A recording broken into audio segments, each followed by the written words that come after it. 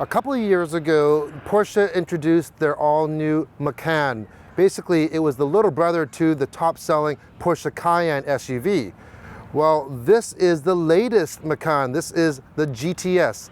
And for the next week, we're going to find out how much sport and how much utility this compact SUV really has.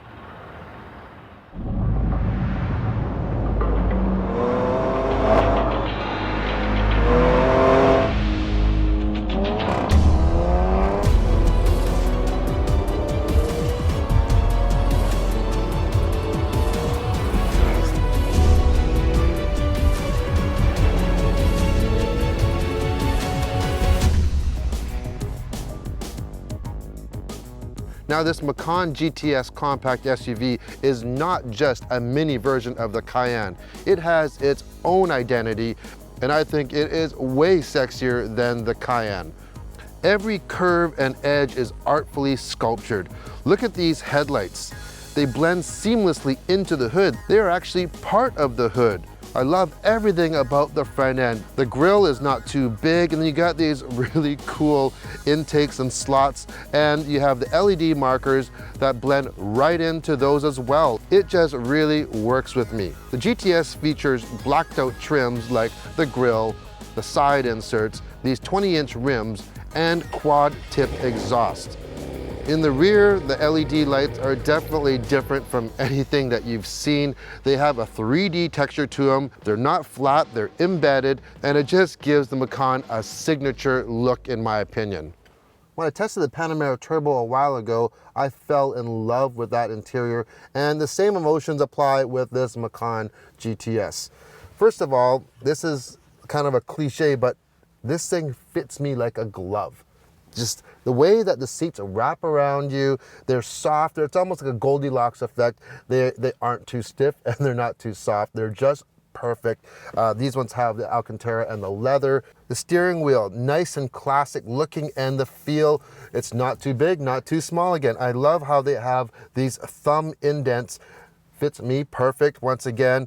And there's not a lot of clutter on the steering wheel in terms of redundant controls. One thing that I do love about this vehicle is this here. This is a volume wheel opposed to buttons. And Audi uses the same thing, and for me, I just love having a dial opposed to buttons. In the center cluster, you have 3 gauges, a very classic setup, yet modern, and even on the right side, you can even mirror your navigation. Now in the center, you have the new 7-inch touchscreen PCM, or Porsche Communication Management System. One thing that I do wish is that I wish it was a little bit bigger. This is a 7-inch touchscreen, and the screen doesn't go edge to edge, even though there is room for it. So, you know, you could fit a bigger screen in here. Otherwise, the graphics are extremely clean and the system is very intuitive. If you're an Apple fan, you'll be like this. There is Apple CarPlay. Android Auto, not yet. Middle console reminds me of being in a jet fighter cockpit. Lots of buttons. If you like buttons. At first it looks complicated and cumbersome, but once you get used to it, it doesn't take very long. It's very easy to use, especially the temperature control. I love how you can just set the temperature just by a couple clicks, and you can turn on the fan the same way as well. This GTS does come with a backup camera, and you can also get what I call, it's like a smart parking feature, and the Panamera had that as well. What happens, it has sensors in the bumper, it also has a camera up front, and when you're getting close to something, when you're parking, for instance, whether it's a wall, a curb, or another car, the camera turns on in the front as well, and so you can see and sense how far you have to go. Plus you have bird's eye view as well, which makes it a cinch for parking. So overall, other than I wish it had a bigger screen, which is a first world problem, and it doesn't have Android Auto, the interior is top-notch, first-rate. I can't find anything else wrong with it. I love it. The GTS fits in the middle of the S model, the Macan S, and the Turbo model, and it has a 3-liter V6 turbo, and it puts out 360 horsepower and 369 pound-feet of torque. Now that's 20 more horsepower than the S model and 40 horsepower less than the turbo version. That's matched to a standard 7-speed PDK dual clutch transmission that we have here, and they are lightning quick shifts. You can use the paddle shifters behind the wheel if you want to drive it like a manual, or use the shift lever as well. Now once you put all that power down to the ground, 0 to 60, 5 seconds. If you have the Sport Chrono package like we have here, you can knock off 0.2 seconds to 4.8 seconds. Not bad for a sport utility vehicle. Also standard on the GTS are larger brakes on the front. They have the same size rotors as the turbo gets, and also standard is the Porsche Active Suspension Management System with the air suspension as well. And I'm a big fan of this air suspension. First of all, you can manually set the ride height. You have a normal mode, and you can also lower the vehicle for better handling and better aerodynamics as well. And there is a switch for off-roading where you can raise it up, give you more clearance. Perfect for not even just off-roading, but or how about driving this up to the mountains for skiing. Maybe you might need that extra clearance. So this really is an all-weather, all-year vehicle. Active suspension is permanently on, and it's analyzing the road at all times and adjusting the dampening of the suspension based on the road conditions. So it's always on. So right now I have it in comfort, and it is not really stiff. It's not floaty, it's kind of in between. You can feel it does have a little bit of bounce to it, which I don't mind whatsoever, especially driving in the city with the kids sleeping in the back sometimes.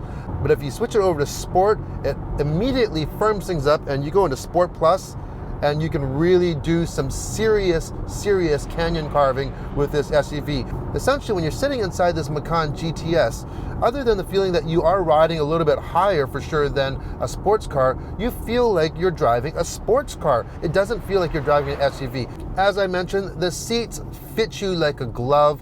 You really feel like you're one with the car when you're driving this. Now, if you don't have any kids in the car and you even want a more spirited drive, you can hit the Sport button, and right away it kicks down a gear. It holds the gears much longer. It changes the engine parameters, and it just makes what is a lively car even livelier and just more responsive. Here's a feature that I love. I'm a huge fan of the auto hold feature. I've had it in other cars, including the X3 that I owned before, and basically when you come to a stop, you just let off the brake and then it just holds you. But on this one, it's not automatic. You have the brake on and you just press it a little bit more and it goes on to hold.